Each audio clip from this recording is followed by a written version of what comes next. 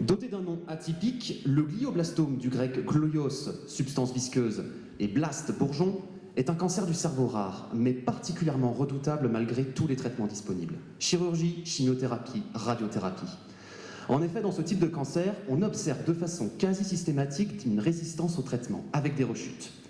Car si le cœur tumoral est la cible princeps du traitement, notamment de la chirurgie, c'est également en périphérie de ce cœur que les rechutes sont possibles et fréquentes.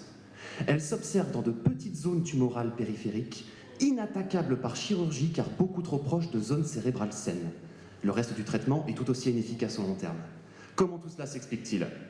Pour répondre à cette question, je suis parti du constat qu'après traitement, il subsiste généralement deux types de zones tumorales périphériques, mais qu'une seule est majoritairement responsable des récidives.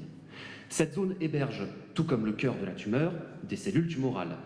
Mais elle est également plus riche que l'autre zone en une population de cellules cancéreuses possédant une étonnante particularité de régénération tumorale.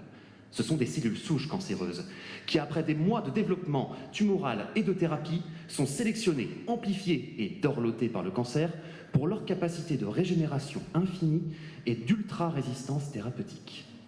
Qui plus est, ces mêmes cellules souches de cette zone possèdent un métabolisme énergétique particulièrement actif, une capacité à produire énormément d'énergie pour survivre et se multiplier encore et encore.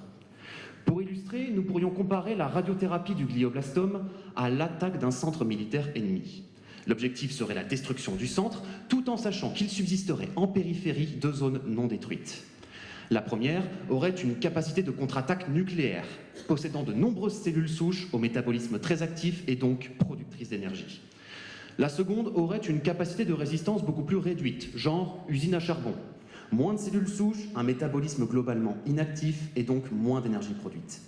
En résumé, il existe ici deux types de cellules souches, a priori similaires, mais qui ne représentent pas le même danger. Leur simple présence ne peut donc pas être le seul problème. Et si le problème principal reposait sur le métabolisme particulièrement performant de l'une d'entre elles?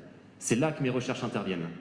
Pour cela, je travaille à partir de cellules souches prélevées pendant chirurgie sur des patients et observe leurs différences de métabolisme avant et après radiothérapie. Mon hypothèse est que cette radiothérapie provoque des changements métaboliques fortement générateurs d'énergie au sein de certaines cellules souches et que cela explique les rechutes tumorales.